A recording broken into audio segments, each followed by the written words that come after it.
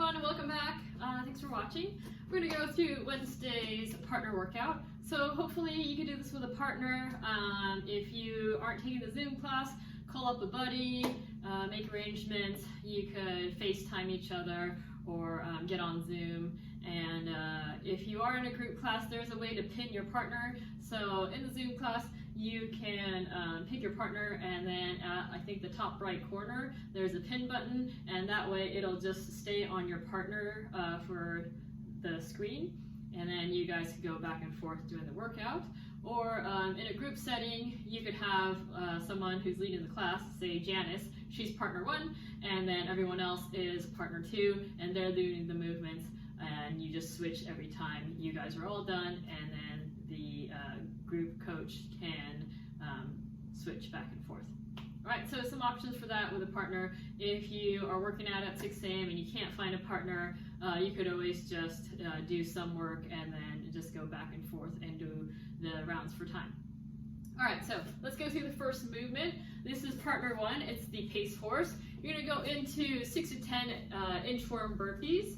So you're gonna go into an inchworm, so keeping your legs straight as you can, you're gonna reach for the ground. You're gonna keep in a tight plank, walk yourself forward, go into a push-up, and then walk yourself back. And then you're going to jump and clap with the hands over the head. All right, so normally in a burpee, you are flopping up and down, you're making it quick, you're going down, and then right back up. For the inchworm burpee, you're staying stiff, you're doing a good push-up, and then you're gonna walk yourself back, jump and clap. Some modifications, if the push-up is difficult, you could always drop to your knees. No, I didn't drop to my knees. All right, so you would drop to your knees, do the push-up portion, and then you would walk yourself back. Or you could still work on that push-up strength, do a good negative, and then you're gonna worm yourself back up and walk yourself back. All right, so you're gonna do 6 to 10 of those, depending on how long those take for you, especially as you get further into the rounds, they might slow down a bunch. So if your other partner is just working forever, you might need to cut those reps. So somewhere around 6 to 10, it should be about a minute of work, okay? So once you're done with that, your other partner should be doing some wobbles. So if you have a wobble and you have a target, you could do 10 to 15. It depends on your location, how heavy your wobble is, but 10 to 15 reps, and then the remainder of the time, you're going to do as many star jumps as you can. So you're gonna touch the ground, and then you're gonna open yourself up into a big star.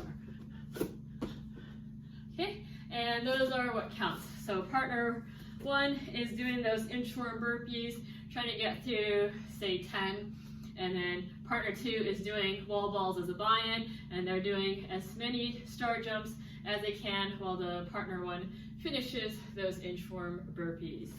Okay, so once they're fully done, then however many star jumps you have, keep track of that. You're gonna swap, and you're gonna do 5 rounds each, right? So it's just the total of star jumps that you have. Again, as a single individual workout, you could do about a minute of the inchworm burpee, see how many you get, stick with that number. And then when you get to your wall balls and star jumps, you're doing about a minute. So you say you do 10 wall balls, you have 30 seconds left. You're gonna do remaining of the time of star jumps and see how many you could keep getting. So partner 1, if you're the pace horse and you're trying to do 10 inchworm burpees and your partner's working for a really long time and they get through their wall balls real quick and they're doing star jumps forever, you may need to cut those reps short. Maybe you do 6, maybe you do 7, maybe you do 5. All right, so we're looking for about a minute of work. So if you're slow on those inchworms, then yeah, cut those reps short, and that way your partner is not working forever.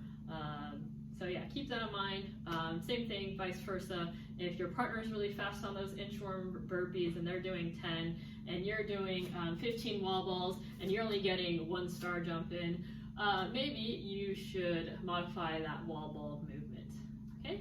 So if you don't have a wall ball, some things you could do instead of a wall ball would be thrusters. So a good modification for wall balls, a lightweight thruster. You could have one object, and you could squat that, press it overhead for 10 to 15 reps. Okay, or if you have 2 light dumbbells, same thing, you could squat, press.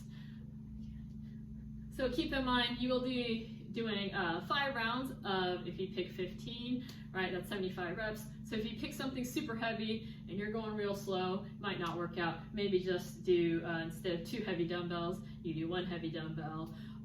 Or if you only have 1 heavy dumbbell and that's going to be really hard, do an object.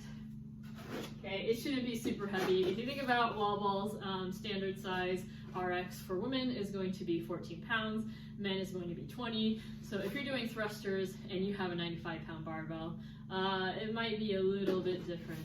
So kind of make modifications as you need, and that way you're keeping movement, you're getting reps in, and you get a good workout. All right, so hope you enjoy. Hope you find a partner that you could do that with. With the Zoom classes and the quarantine, it's been hard to get people together. So this is a great way to connect with people maybe you haven't chit-chatted in a while or you haven't seen. All right, so good luck with that, and hope you guys have fun.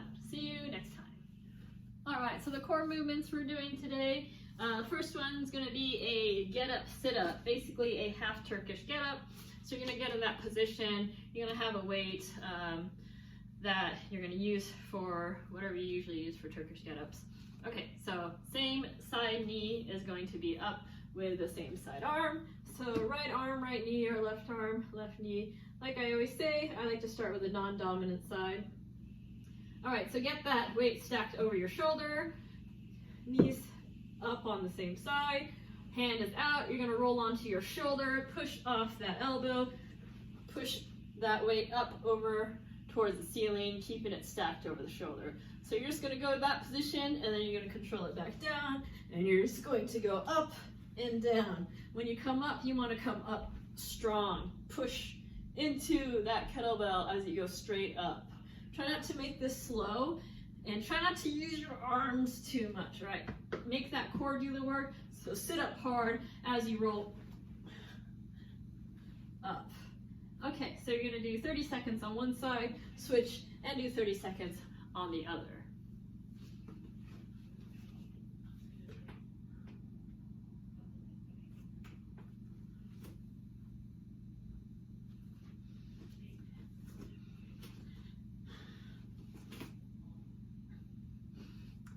After your get up, sit up, you're gonna go into flutter kicks.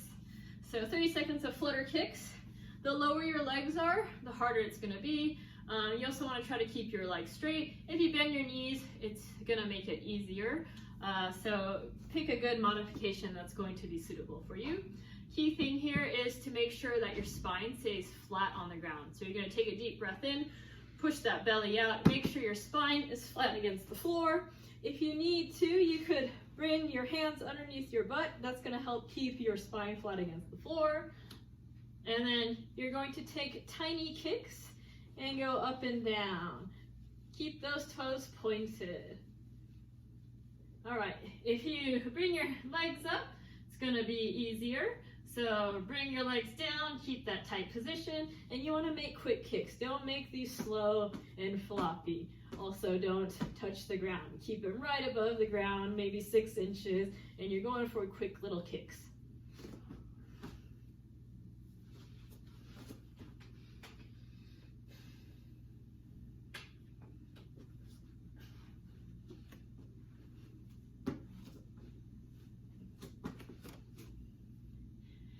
And after your 30-second rest, you're going to go into a knee to elbow. You're going to start on all fours. And we're going opposite sides. So left arm comes out as the right leg kicks out, and then you're gonna pull everything in. So pause at the top, pull in, pause, pull in. After 30 seconds, you're gonna switch sides, do the other side, same thing. Make sure that you take that 1 second pause at the top, squeeze, and then pull everything in, squeeze. And do the other side for 30 seconds.